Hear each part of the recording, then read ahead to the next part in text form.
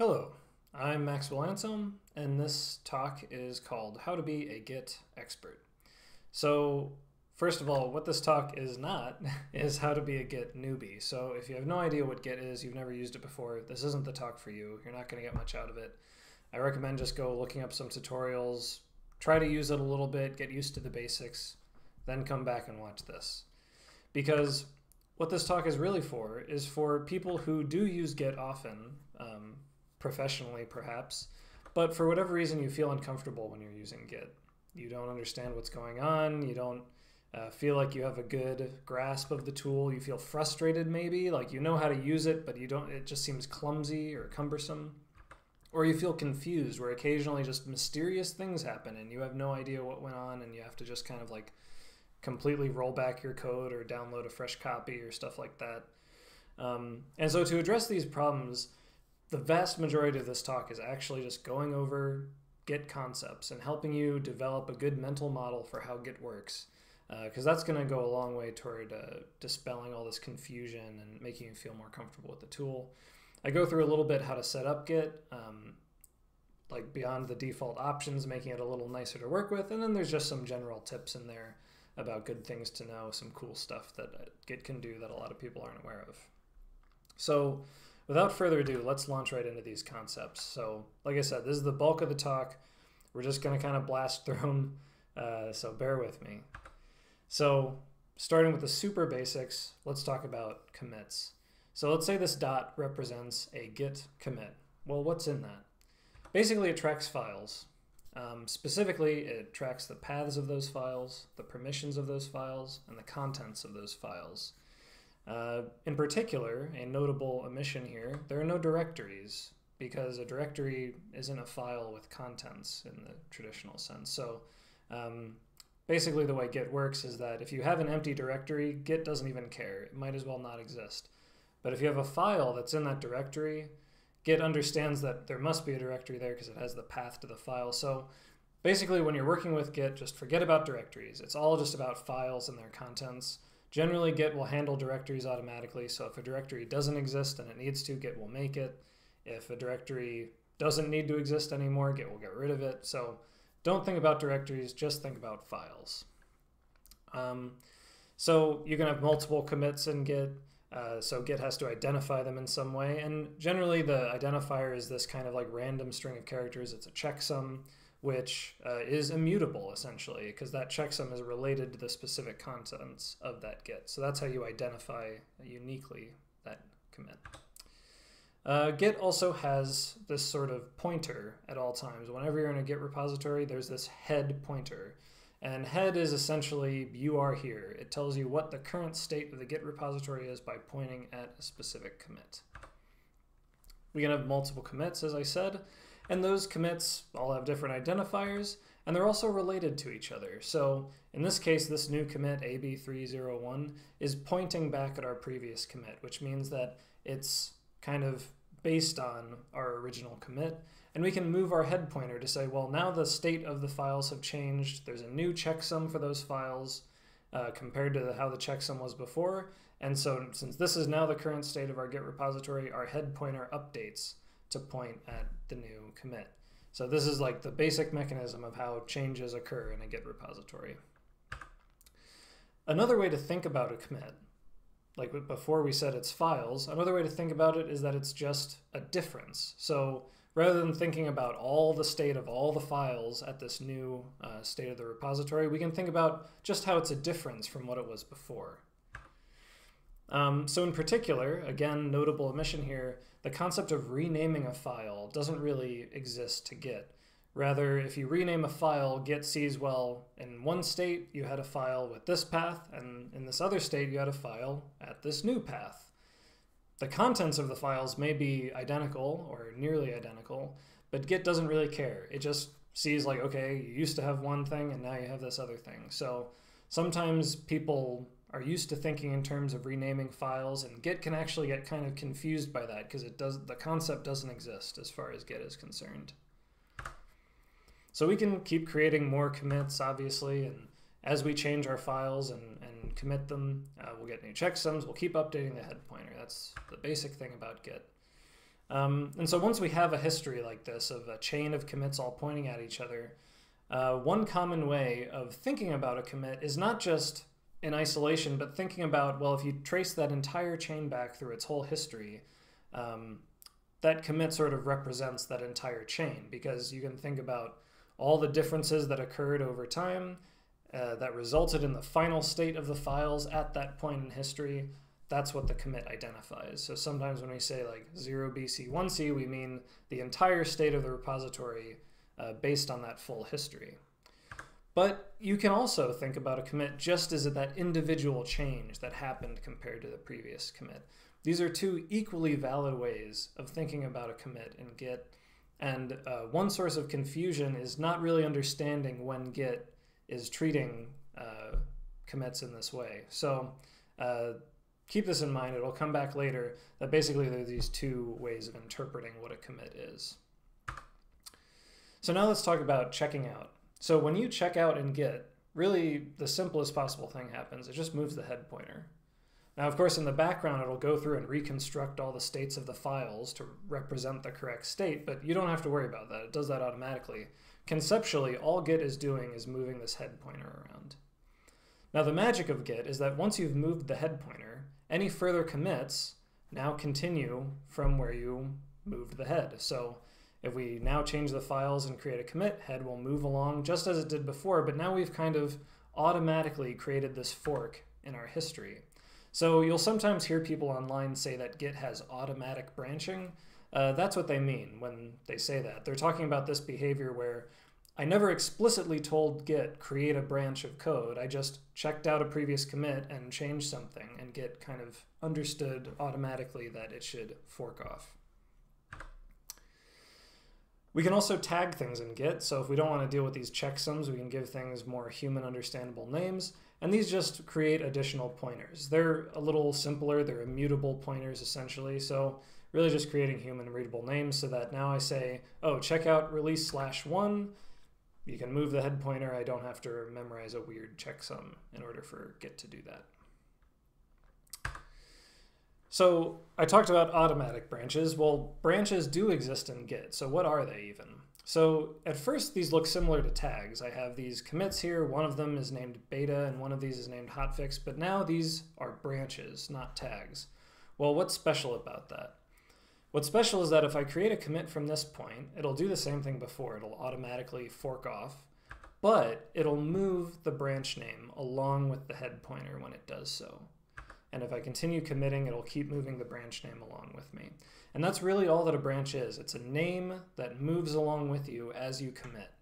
And so you can see here head, I have it not really pointing at the commit itself, but rather head is pointing at the branch name. That's how Git knows, like, okay, you're on this branch, which means every time you commit, I'm going to update that branch name.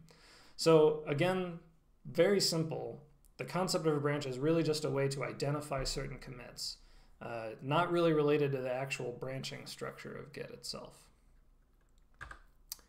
So now let's talk about merging branches, which is a big operation. So let's say in this case we're on the develop branch and we want to include this feature branch that we have here. Well, how does Git do that? First, it's going to kind of break down the commit graph a little bit in order to create this new merge commit. It's going to identify the common portion of history, which we can call base. It's going to identify the portion of history that is only reachable from the branch that we're on, which it calls local, and then similarly the portion of history that's accessible from the other branch, remote. And then it performs a magical operation called a three-way merge, where basically it analyzes these three different portions of the graph and figures out how the two can be reconciled. I don't really know how this works. To be honest, it doesn't really matter, but the point is that by analyzing the graph in this way, Git is generally doing a very good job of automatically resolving any possible conflicts, because it's not just looking at, well, how does develop compare to feature? It also understands how they once were similar and how they have since diverged. And using that additional information, it can do a little bit better job of understanding which conflicts are significant and should be dealt with by a human, and which ones are trivial enough for Git to automatically resolve on its own. So like I said, you don't really have to worry about this, but basically just remember that if Git says you have a merge conflict, it's probably actually non-trivial, and you shouldn't just like ignore it. You should actually pay close attention because something subtle occurred usually. But anyway, once it's done this, it creates this new commit, which is unique in that it has 2 parents instead of 1, and then it just does the same thing as usual of updating the branch that you're on. So that's the whole merge. Well, let's talk about merging, a different picture of merging. Now let's say that we're working on our feature. And as we're working on our feature, other people are working on our develop branch of our code. And maybe we're not ready to merge our code back into develop yet. We're still working on it. But we do want to make sure that our feature is still going to work with the latest code on develop. Well, we can merge to resolve that problem. We can basically merge develop into our feature branch to get the latest code, resolving any conflicts that may occur. And then this pattern can continue. We can keep working on our feature while people keep working on develop, and we can get the latest version of develop whenever we want, and we can make sure that our feature is always relatively close to being up to date to ensure that there aren't going to be like any major conflicts right at the very end. So let's talk about merging, another view of merging. So let's say in this case that I was working on my feature, and then I wanted to try out a new approach. So I created my new feature branch and made a few commits to try out some different approaches to my code. And then I decided that actually, you know what, new feature is really good. I want to make that the official implementation. So I want to merge the new feature code into my feature. Well, okay, Git could do the same thing it did before of analyzing the history and creating a merge commit with the 2 parents as we saw before. But actually Git is much smarter in this case. How do we get feature to be up to date with new feature? Well, we can just update the branch name. Now it's up to date, right? We have essentially merged in new feature into our branch. This is what's called a fast forward merge. It's a special case of merging. It's nice because there's never any conflicts. It's obviously much simpler. It doesn't create any new commits. So it's nice when you can get that fast forward merge. Now let's talk about sharing code with others, specifically with fetch and pull. So now on the 2 sides of this diagram here, we have local, which is on our computer, and origin, which is on some server somewhere, let's say. And they have some commits, and we want to get them on our computer. Well, first of all, we can fetch. And what Git does then is it creates a local copy of those commits. But interestingly, it actually renames the branches when it does that. If you list the branches in Git, it'll actually have this kind of prefix on them, which says remote/origin, which tells you, 1, that it was fetched from a server, and that the name of that server is origin, the name according to Git. And so this is nice because it keeps, if you happen to have local changes, it keeps them separate from remote changes, the fact that it does this automatic renaming. And when you check out the develop branch, then it creates a local copy of the branch for you to work on. So now we have our develop branch, head is on develop, and it gives this special upstream pointer on our local develop branch, which kind of tracks which remote branch it came from. So we'll see in a moment how that's relevant. So basically, if changes start occurring remotely, that people are pushing new commits, they're updating the branches remotely, we can repeat our fetch, and Git is going to do the same thing. It's going to download those commits, but then notably, it's not going to update our local branches. It's just going to move the kind of remote copy of the branch. And again, our upstream pointer keeps track of it. So now Git can see that we're sort of behind the latest changes on our local branch. And so now if you do a pull, Git will merge our local branch into the remote version of the branch, which in this case is just a simple fast forward. So fetch does this, local copy version thing, and then pull is really just a fetch plus a merge. So a lot of people think like, oh, you gotta get pull, but actually quite often I use fetch and merge separately because, I don't know, it's nice sometimes to first look at what the local changes are compared to remote before you go ahead and do this merge. It can be a little nicer to break it down. So now let's talk about merging again. So we're back in that situation before where I'm working on a feature and other people are working on develop. But how that actually works if develop is on a server is as I'm working on a feature, I'm fetching. And that's how I'm seeing, oh, the remote version of develop is getting updated every time I fetch. And so whenever I've fetched, I can then merge in those changes of develop by explicitly merging the remote version of develop. I don't care about my local version of develop, that's out of date. So I can say merge origin/develop into my feature and stay up to date. And then again, we can repeat this process. I can fetch, see that origin/develop is updated, and I can explicitly merge it in. And so this is actually the real workflow that I often use of trying to keep up to date if I have a long-lived feature branch without having to constantly switch back and forth to keep multiple branches up to date. So now let's go the opposite direction, sharing your code with others via push. So let's say we're in this situation where I've worked on this feature, the feature is also on origin, and I'm a little bit ahead. I have some extra commits. So how does push work in this situation? Well, first, it's actually going to fetch because we want to see what the state of origin is. So, okay, we got our local copy to see where it is. And then get's basically just going to check, is that in our history? In this case, it is, which means we're good to push. So it can push our commits up, update the remote branch, and update our local copy of the remote branch. So now we can see everything is perfectly up to date. That's the ideal happy case of a push.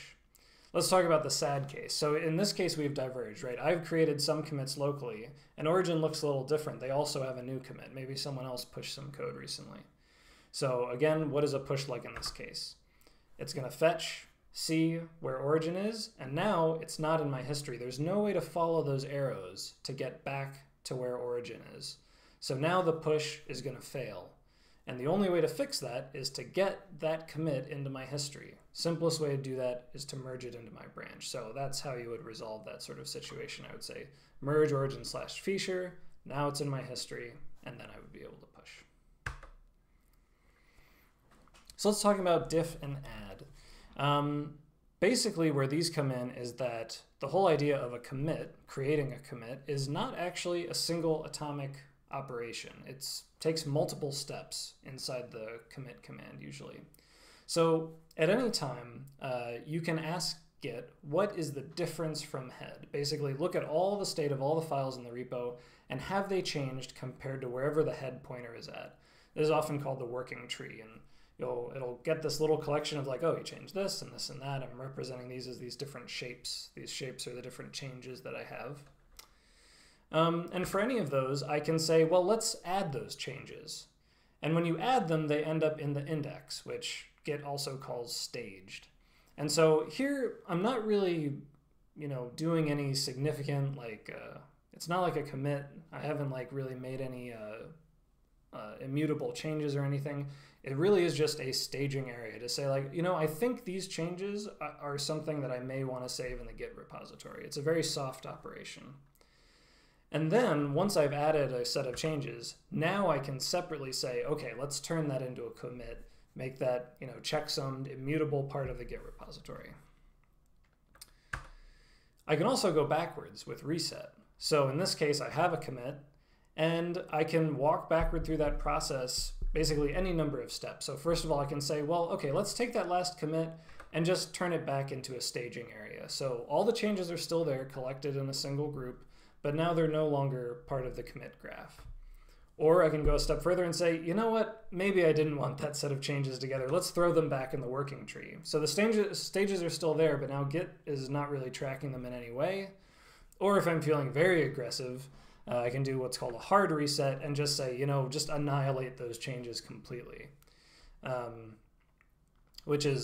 the really destructive operation. Generally, you don't want to do that. Another thing you can do with the changes in your working tree is you can stash them into just a temporary holding area. So let's say I have these changes, I want to save them, but I don't know how I feel about immediately turning them into a commit. Well, I can just throw all of those aside and kind of put them in a box. That's the stash. And I can do that as many times as I want. I can have multiple stashes, all with totally different sets of changes in them. And whenever I want, I can tell Git to open one of those boxes and throw the changes back in the working tree. Because maybe I'm ready to commit them, for example. This can be a little risky because, for example, those stashes could have occurred on totally different branches. So actually conflicts can occur if you remove a random stash and try to throw it on your current branch, because you have to be a little careful about how to use this.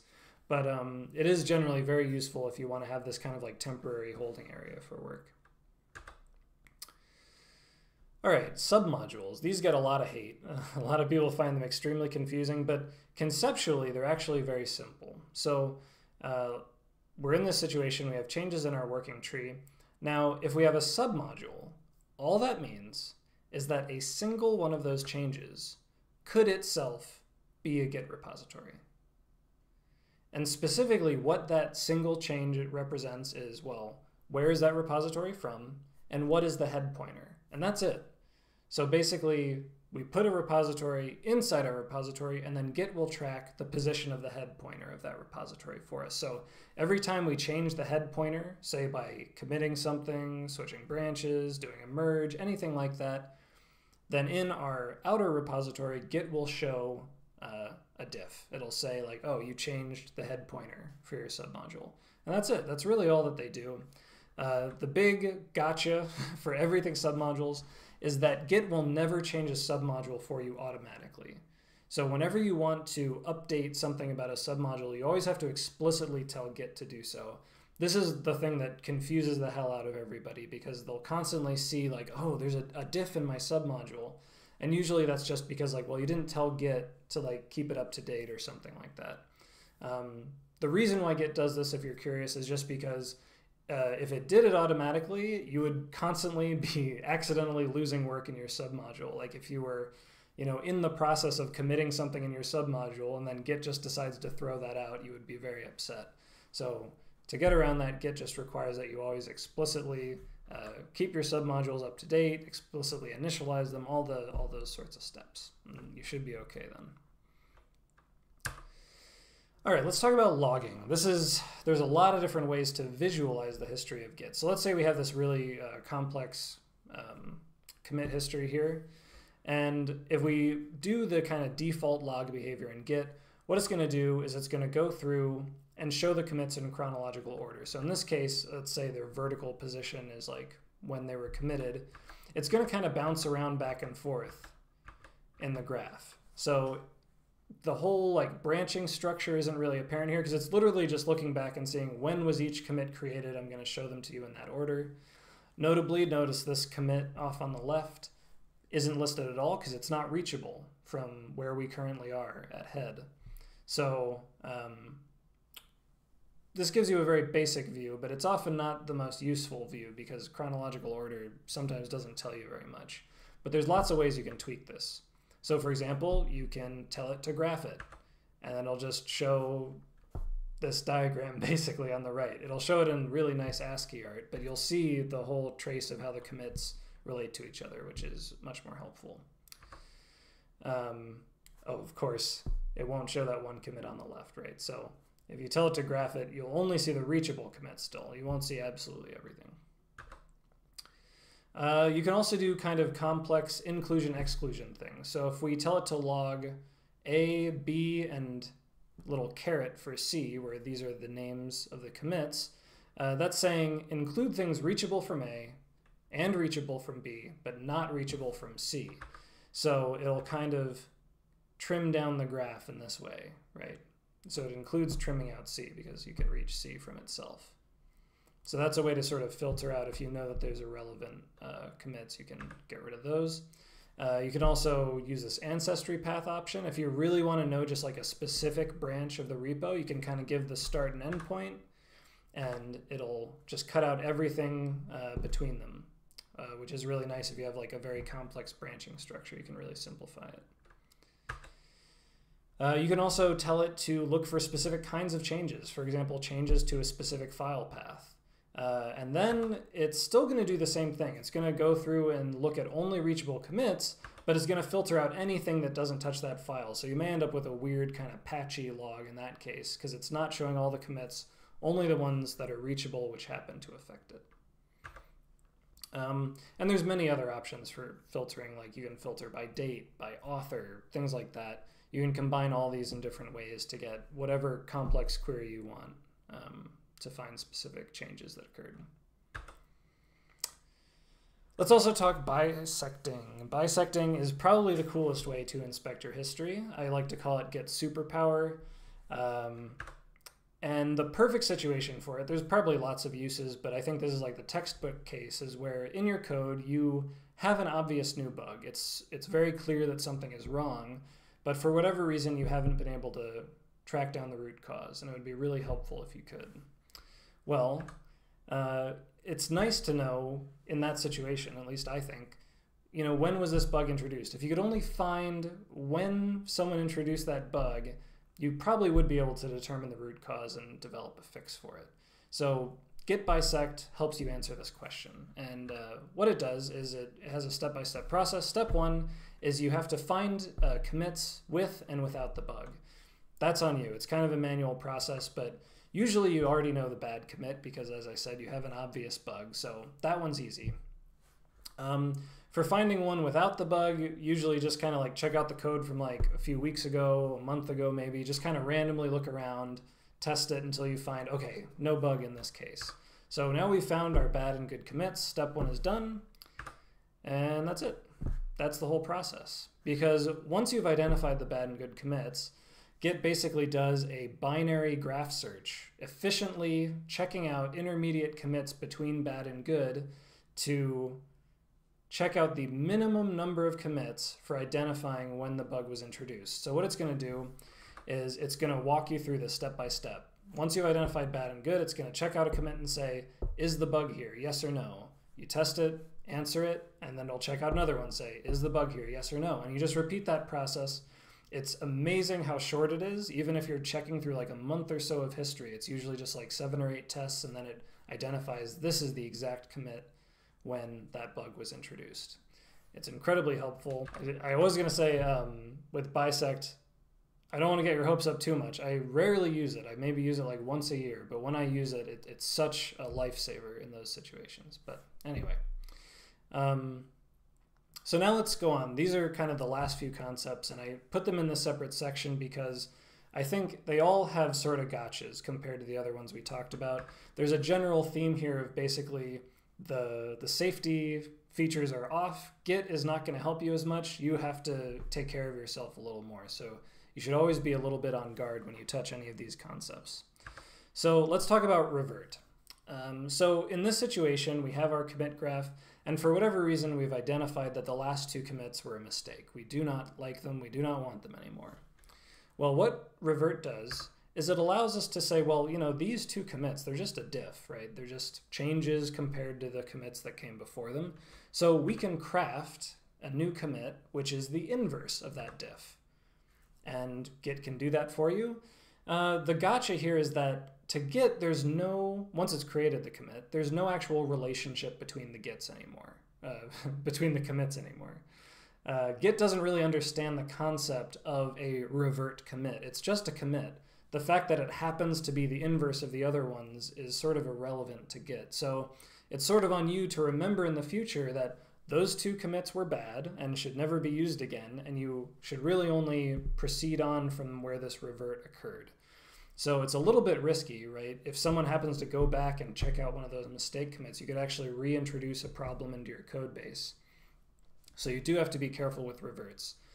So why bother using them? Why not just use git reset as we talked about before? The simple reason is you can't share a git reset. You can share a git revert because once you've shared a commit with someone, it's essentially immutable. The only way to change it is to go over to their computer and manually delete it.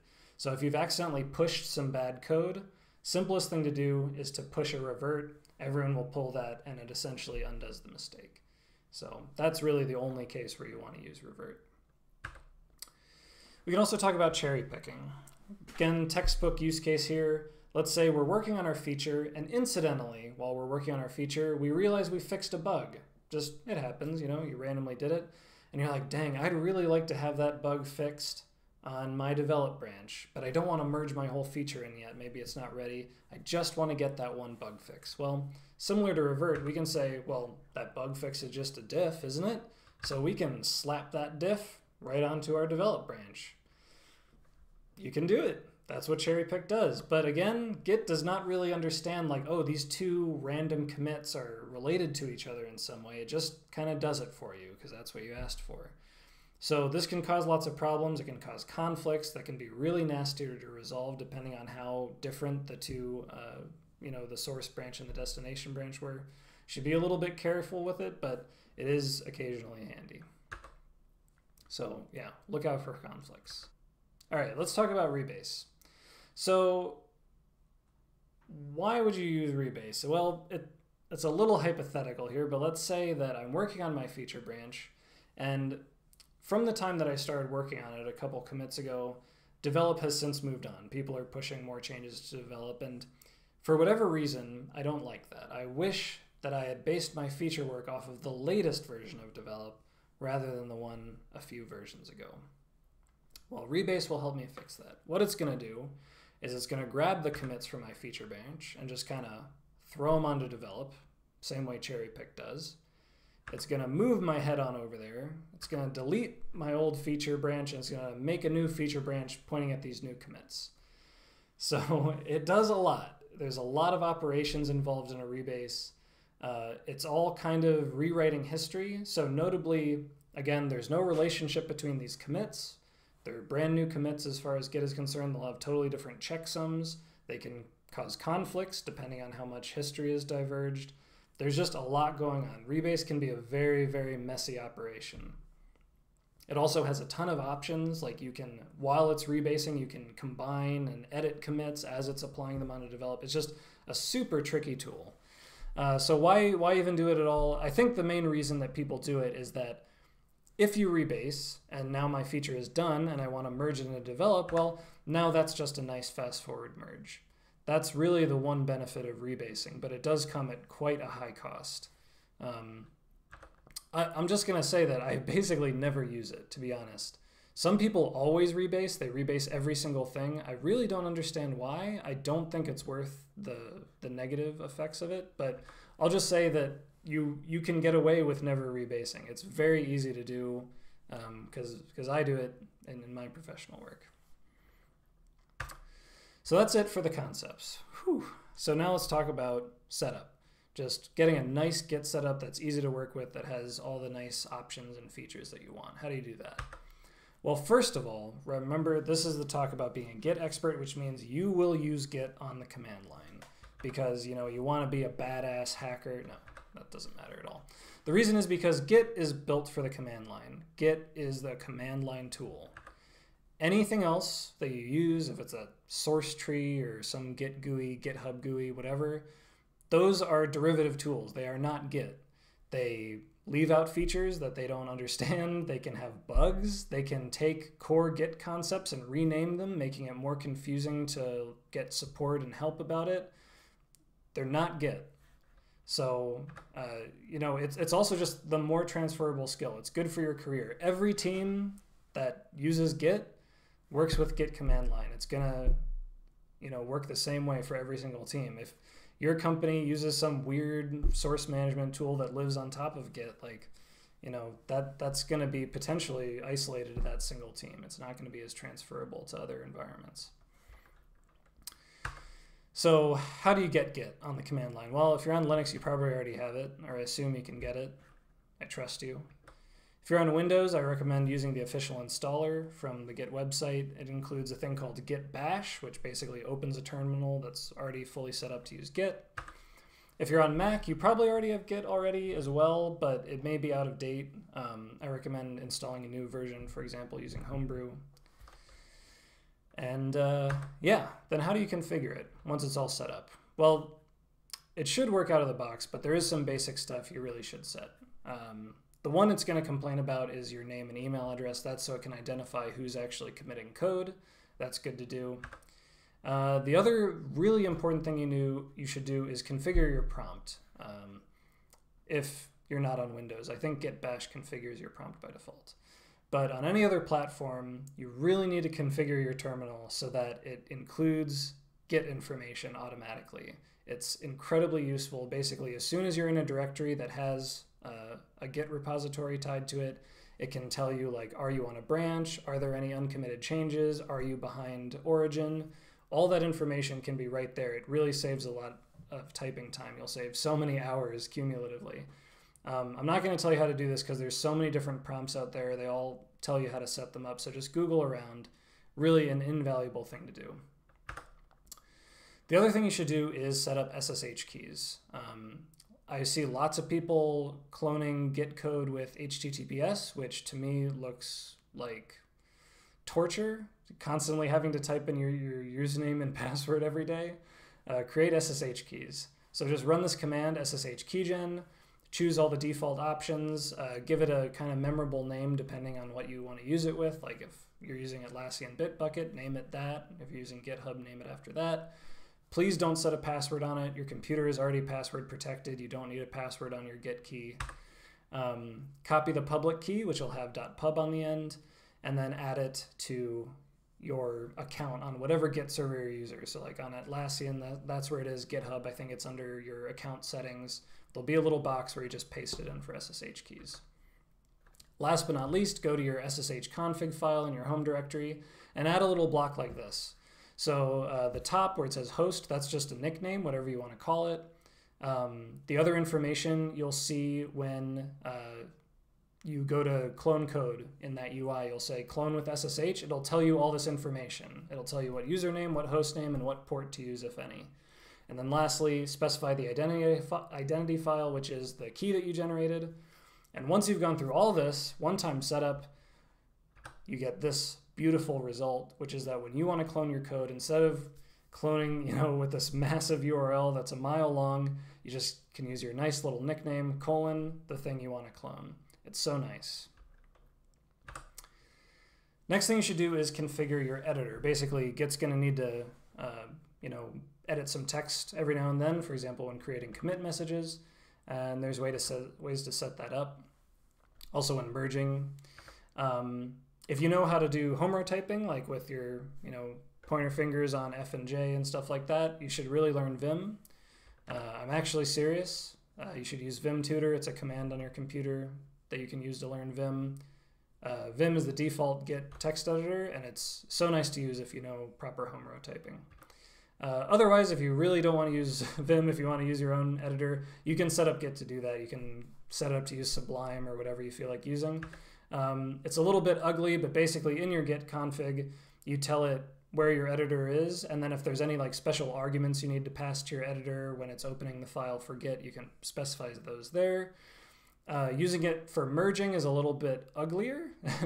Remember we talked about the three-way merge before? Basically, when you do a merge in Git, a proper merge, it actually opens 4 files. If you are ever resolving a merge conflict in Git and you do not see 4 windows, you're using a crappy merge tool and you need to stop immediately. You need to see 4 windows. You see the local, the remote, the base, and then the final version. That's the 4th window.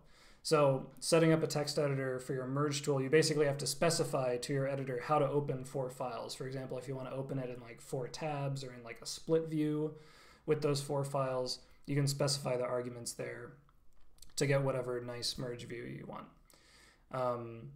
Often you'll need this trust exit code equals false. That's because Git's looking for an exit code from the text editor to see if like you successfully resolved the merge. If you set this option, Git will just explicitly ask you, which is like, okay, was that a good conflict resolution? And you can say yes or no. And then you have to specify that that's the editor you want to use. All right. So now let's talk about using Git on the command line, because as I said, you must. First of all, I highly recommend making a Git playground. You can make your own little repo with these 4 commands. It's so simple. Just git init with the directory name. Git init bear basically makes a fake remote repository on your computer, so you can play around with things like pushing and pulling and merging and just see how those commands work in a totally safe environment just by using these 4 commands. So useful for learning. Basics of using Git on the command line. Everything is broken down into these subcommands, so you're always going to type git, then the name of a subcommand, and then the arguments totally depend on the subcommand you're using. So to get started, you can go back through this talk. Every single slide title we talked about during the concepts is a subcommand. So commit, fetch, pull, diff, add, all those are subcommands. They're basically all the ones you're going to need. I tried to cover almost all of them. Though I did skip the most important one, which is help. So for any subcommand, you can type git help, and then the subcommand name, you'll get a full manual explaining why you would use it, all the options, examples, so much information. Common workflow, if you just want to know, like, get your work done. This is basically what I loop through. Git status gets you a more verbose status readout about, like, are there any new files? Is anything deleted? Is anything changed? Stuff like that. Git diff to see detailed changes file by file, like it'll go through line by line and show you like this line was removed, this line was added. Once you've looked at the diff, doing git add to actually choose which changes you want to commit, and then finally git commit to create the commit from what you added. You just kind of loop through that.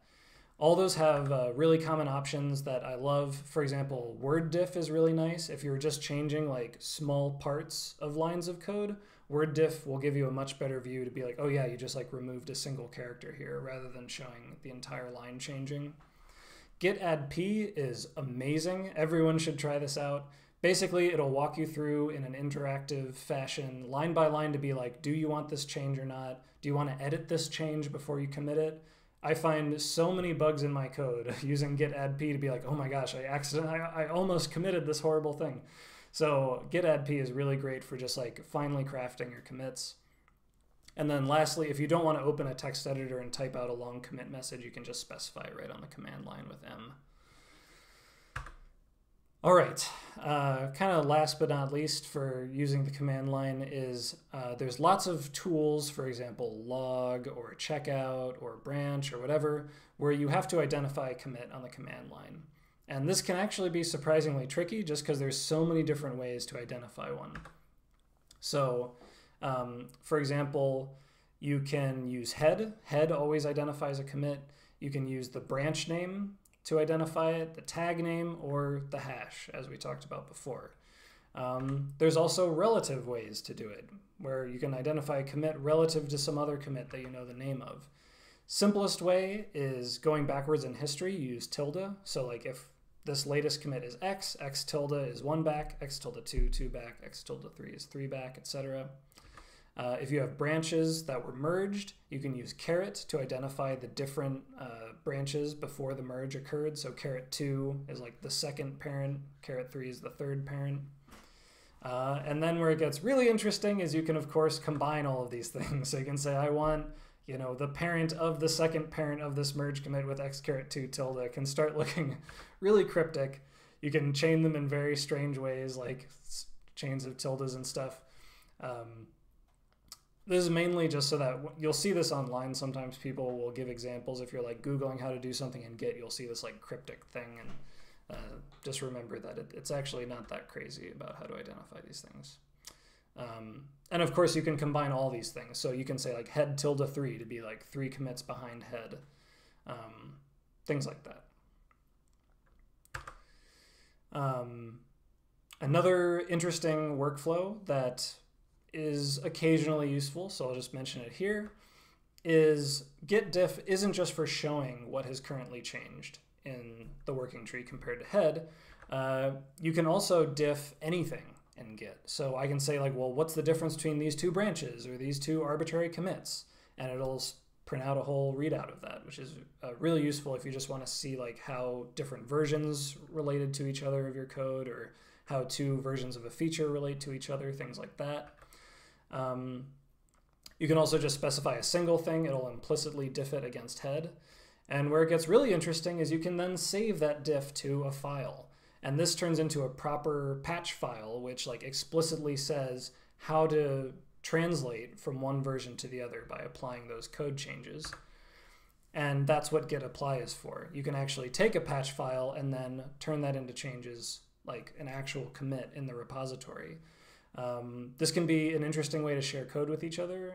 I've often seen people, for example, share testing code. If you have like some hacks to make something more testable, you can turn those hacks into a patch file using git diff, and then you can share that patch file to say like, hey, if you want to test this, just apply this patch, and you'll get this like temporary testing code in your repository. You can edit the patch file before you apply it if you want to fine tune it. Lots of interesting things with diff and apply. So let's talk about aliases. If you find yourself just typing way too much Git stuff on the command line, aliases are great for saving you that effort. There's an alias section, and basically you just type, the name of your alias equals blah, and it'll just substitute those in when you run git myalias. Very straightforward. Great if you just don't like how long a subcommand name is. You can shorten the name of that. You can also have arbitrary aliases if you just want to run whatever shell command when you type, git myalias name or whatever. You can do that. These can also do positional arguments if you really want to. If you want to type your alias and then some argument and have it substitute that argument into the arbitrary shell command, that is possible. It's a little bit ugly, but definitely doable if you really want to enhance your Git functionality. Some examples of these that I use, updating submodules really quickly, that word diff that I mentioned earlier. Sometimes, as I said before with submodules, Git will just show you that oh, you changed the head pointer for the submodule. But if you want Git to actually go into the submodule and show you the full diff of all the things that have changed, you can have it do that. Also, if you want to just kind of destructively throw out all the changes, I know everything I'm working on is just junk and I want to get rid of it, I have this command to just kind of go through and throw everything away. And that's it. So I hope with this, you'll feel more comfortable using Git. And if you have any questions, feel free to ask them below in the comments, and maybe I or hopefully someone else will answer that for you. Thanks.